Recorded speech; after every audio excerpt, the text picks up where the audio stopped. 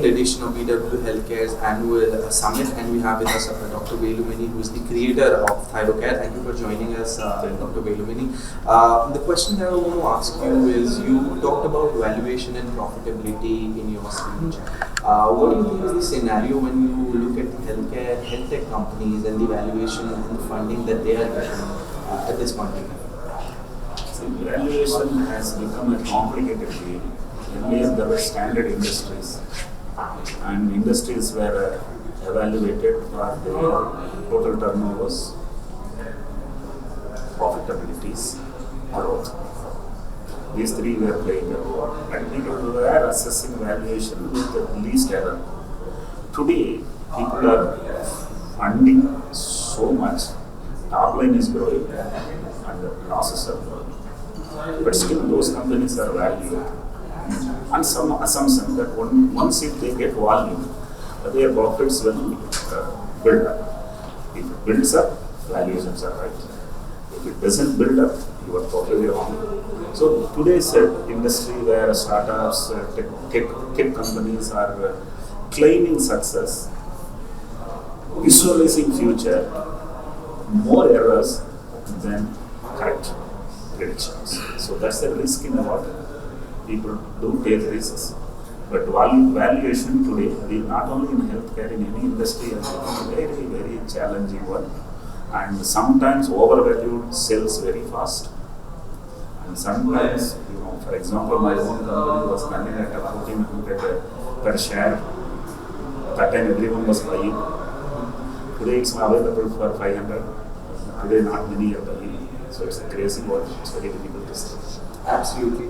You mentioned that these things are changing, but when we see at this point in time, founders talk about building scale, going for volume scale, and not looking at the profitability for first few years. That's the idea behind at this point in time. Even the coaches, even the big people talk about consolidation first, talk about that saturation needs to happen, and it doesn't matter if you are running losses, just try and focus on lowering your losses year on year. This is the kind of thinking which is going on at this point in time. What do you want to this? See, the scalability gives profit. That's in theory perfectly right. But in reality, what happens? All businesses are not scalable because all businesses need a lot of human expertise to run it. So if your business is not scalable, don't scale it. Even in pathology, biochemistry is scalable. Microbiology is not scalable. Histopathology is not scalable. So what to scale is first very important to take a note of. Number two, if you scale without creating a system, you will collapse faster. So how to create a system where it should be an idiot-proof system. A well-trained staff should be executing that. So if you don't have a system in place, you can't scale up. The next one, the most important, is the execution skill of scaling. People think 1 to 10 is scaling, 10 to 100 is scaling. No, 1 to 2 is scaling, 2 to 4 is scaling. And if you are greedy, you are gone. And let me tell you, business is not a 100-meter dash, it's a marathon race. So people should plan and scale. I reached a scale only over a period of 25 years. If you become scaled in 5 years, be prepared. Expertise, system, yes, and it has to mature.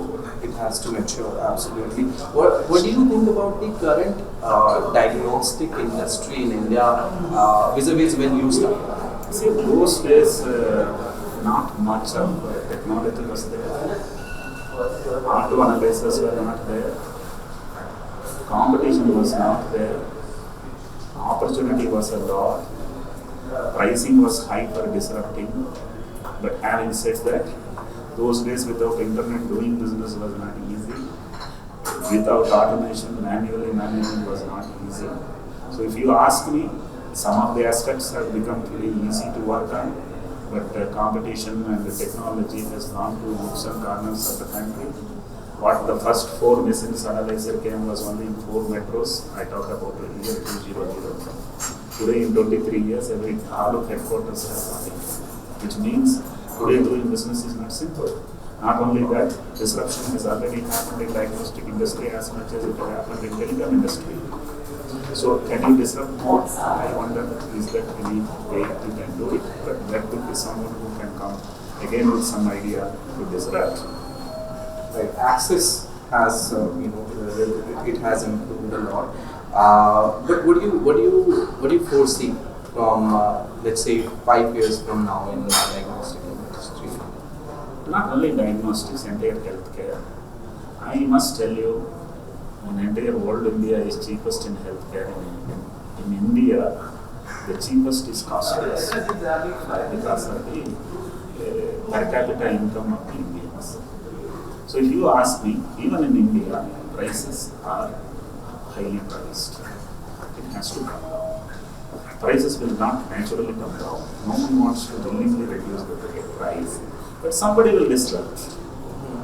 Zero the game in stock market. I think it is a disruption in the stock broking industry. So, if somebody who come and probably will price it in such a way that his core business is not profit making in diagnostics. His core business is using the patient data, using the analytics of it and creating fortune out of that. So, a lot of things could happen. But having said that, all industries will undergo disruption. Healthcare, all aspects will undergo disruption, and be prepared if you are comfortable if someone is around to disrupt. Price it low, as you say. And also about home diagnostics. Do you think that will be the future? We are seeing a lot of companies coming in, specializing in home diagnostics, taking samples from home, and all the big players have started to do that as well. And people getting their tests done at the comforts of their home, and this is again a disruption which has come in. What do you think about this? The word home diagnostics is a bit confusing. I will put it as home service and point of care testing. Point of care testing happens at home or in a clinic, but home service is given today for common people because I don't think 15 years back or even 10 years back, food was coming and delivered at home by the hotels. Today everything comes home. It's a huge even the groceries, yes. Grocery. So healthcare also, earlier everybody had to go on to the laboratory to consume it. And today it has now gone to the home. And let me tell you, in my 25 years of journey, only 1% was home service when I started my journey, only for old, disabled. Today, 90% is home service. So that is the journey, that's the evolution. So home service is going to be the final destination. But having said that, the point of care testing is not improving as much as it was imagined to improve. Absolutely. Thank you so much, Dr. Velumani, for joining us here. It was lovely to chat with you.